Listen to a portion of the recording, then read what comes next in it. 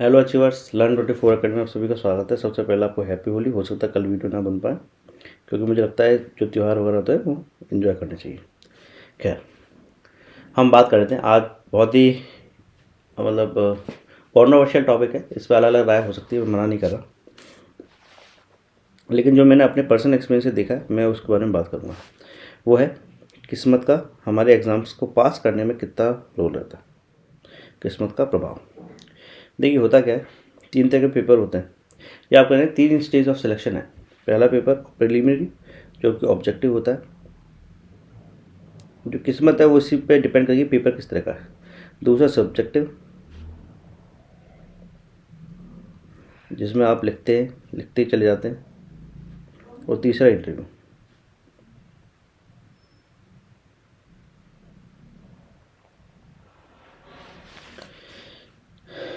जहाँ तक मेरा मानना है, और ये सब मैं आपको अपने पर्सनल ऑब्जर्वेशन कर रहा हूँ और मतलब मैंने देखा भी है। खैर ऐसा नहीं है कि सिर्फ मेरा अपना पर्सनल एग्ज़ाम, बल्कि जिनको मैंने गाइड किया है उन्होंने एग्ज़ाम पास किया है कि नहीं, उन्होंने उस गाइडेंस को कितना माना है, इस पर डिपेंड कर रहा है उनका पूरा एग्ज़ाम। अगर आपका पेपर ऑब्जेक्टिव है, जो किस्मत का रोल है वो सिर्फ 5% होता है ऑब्जेक्टिव पेपर में।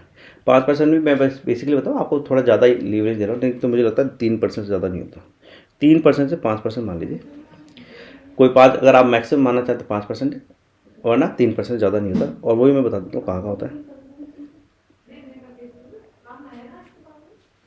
कि एग्ज़ाम आप देने गए, मान लीजिए आपके बीच में गाड़ी ख़राब हो गई, या कोई भी एग्ज़ाम सेंटर में पहुँचने से पहले, आपके साथ जो भी घटना हो सकती है जिसके कारण आप एग्ज़ाम ना दे पाए, उसका रोल वो 1% रहता है। क्योंकि जनरली इससे ज़्यादा नहीं दिखा गया, 1% तक ही ये गलती हो सकती है, इसलिए आप ये 1% आपका रोल रहता है ऑब्जेक्टिव में। दूसरा, आपने आखिरी 1 घंटे में कुछ पढ़ा, उसमें से क्वेश्चन पेपर में आ गया, जनरली आ भी जाते हैं आप। इनफैक्ट मैंने देखा कि अगर आप आखिरी घंटे में पढ़ाई करते हैं तो 2 क्वेश्चन फंस जाते हैं।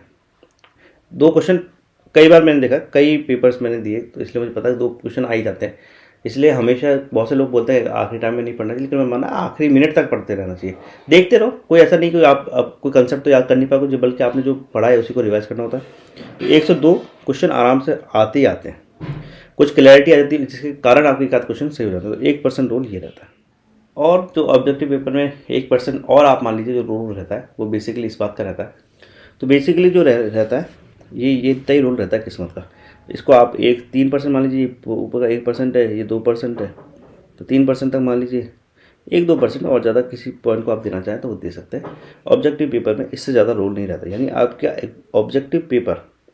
हाँ, एक चीज़ और जो मैं थोड़ा मिस कर गया, वो ये है कि वैसे तो ये लागू होता नहीं है इंडिया में, लेकिन आप मान लीजिए सिर्फ 100 वैकेंसी है और 101 बंदों ने पेपर दिया, तो एक बंदा जो है वो फेल होगा ही होगा। 1% रोल ये मान लीजिए कि आपका नंबर इससे बाहर इसलिए है क्योंकि उसमें भाई वैकेंसी कम है, लोग ज़्यादा हैं, तो 1% रोल ऑब्जेक्टिव पेपर में फेल होने का ये रहता है। या उनको जैसे 20,000 पास करने, 5 लाख बच्चों ने पेपर दिया, तब 20,000 करने, आप किसी भी लेवल पर मेहनत कर लें, 1% इसमें आप आ ही जाएंगे, आने की संभावना रहती है।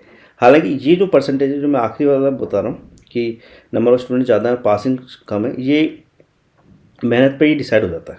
इसका मतलब ऐसा कोई डायरेक्ट रोल नहीं है।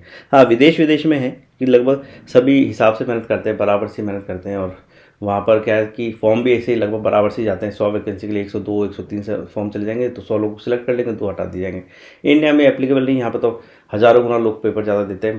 पासिंग परसेंटेज या पासिंग वैकेंसी सिर्फ 1% है, तो इतना ज़्यादा बड़ा रोल नहीं होता ऑब्जेक्टिव में। सब्जेक्टिव पेपर में हम देखते हैं, सब्जेक्टिव पेपर जो रहता है उसमें जो रूल रहता है वो कंपैरेटिवली ज़्यादा रहता है। देखिए इसका जो रूल रह सकता है वो 20% तक रह सकता है, इससे ज़्यादा इसमें भी नहीं रहता। ये भी नहीं कि ये मतलब 50-50 हो जाता है, ऐसा नहीं है।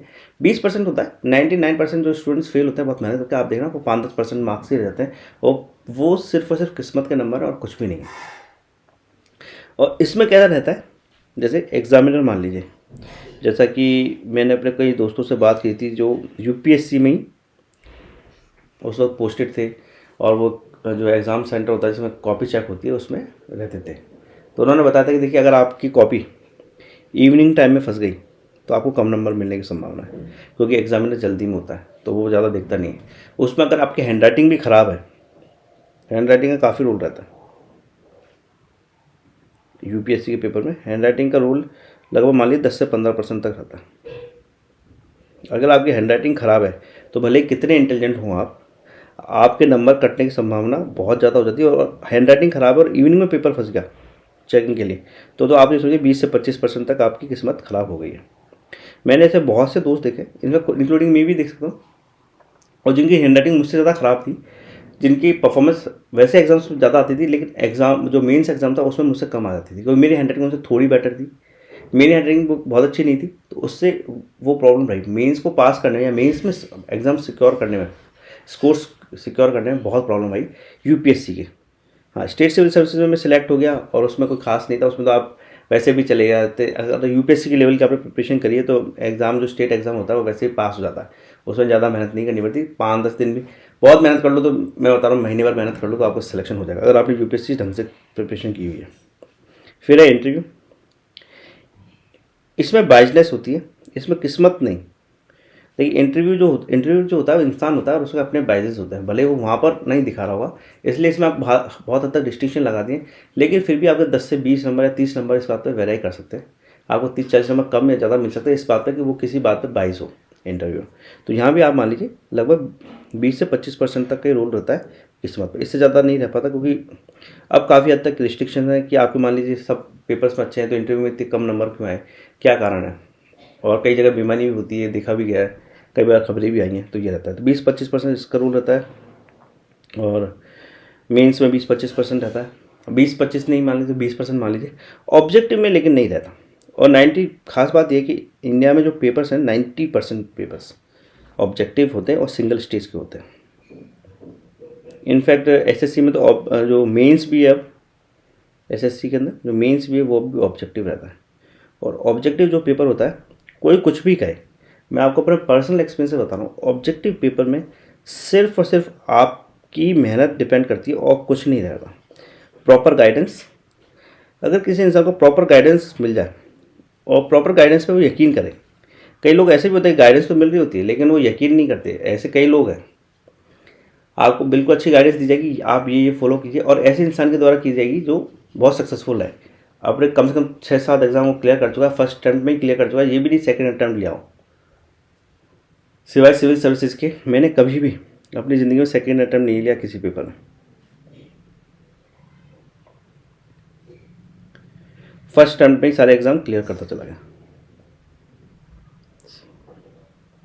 या आप ये मान सकते हैं, अगर मैं आपको बताऊं कि जब मैंने बहुत पहली बार पेपर दिया था, स्टेट सिविल सर्विसेज का पेपर दिया था, जब मैं कॉलेज में पढ़ता था, जो चेक के पर्पज़ से दिया गया था, हालांकि उसमें भी मेहनत करी थी, उसमें ज़रूर मैं एक बार फेल हुआ था।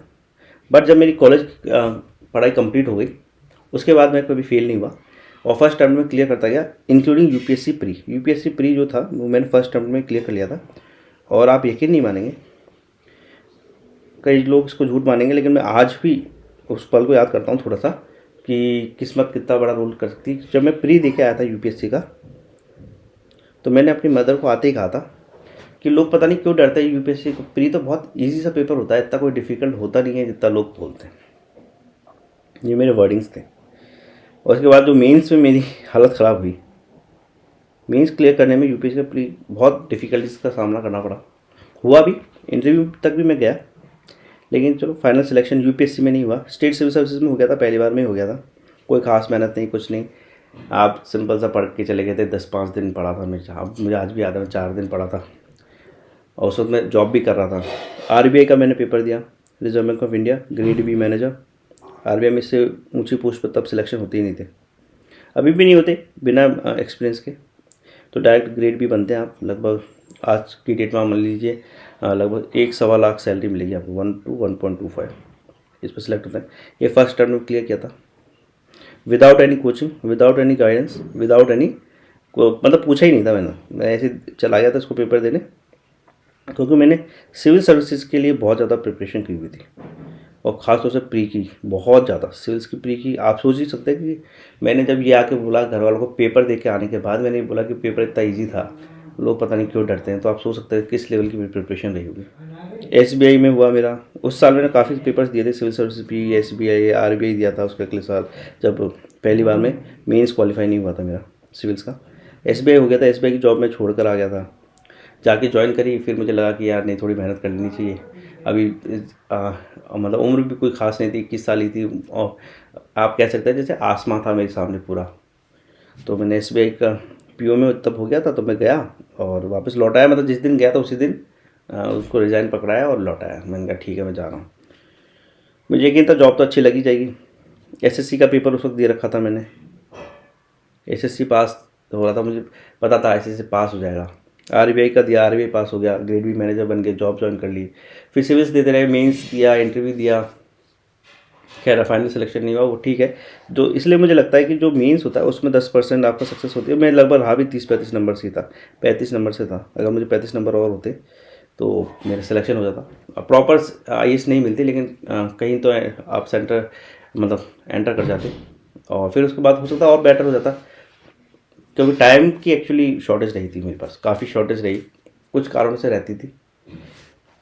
इसलिए चलो छोड़ो मेरी बातें, मैं आपको बता रहा हूँ ऑब्जेक्टिव पेपर में कभी भी अगर आप फेल हो रहे हैं, इसमें जो फेलियरिटी ऑफ रीज़न ऑफ फेलियरिटी है ना, सिर्फ गाइडेंस है, सिर्फ गाइडेंस। क्योंकि मुझे यकीन है कि जो पेपर थोड़ा सीरियसली देते हैं वो मेहनत भी बहुत करते हैं। और एक स्टूडेंट भी रही थी, मैं आपको कहानी सुनाता हूँ। वो स्टूडेंट जो थी वो मतलब 2013 से प्रिपरेशन कर रही थी, 13-14, हाँ 13-14 से प्रिपरेशन कर रही थी, SSC की, बैंक्स की, और काफ़ी दिए थे। और ये बात है 17 तक, हाँ 2017 तक, तो ये लगभग 17, तो 3-4 साल की प्रिपरेशन थी। उसका एग्ज़ाम कभी पास ही नहीं हुआ था।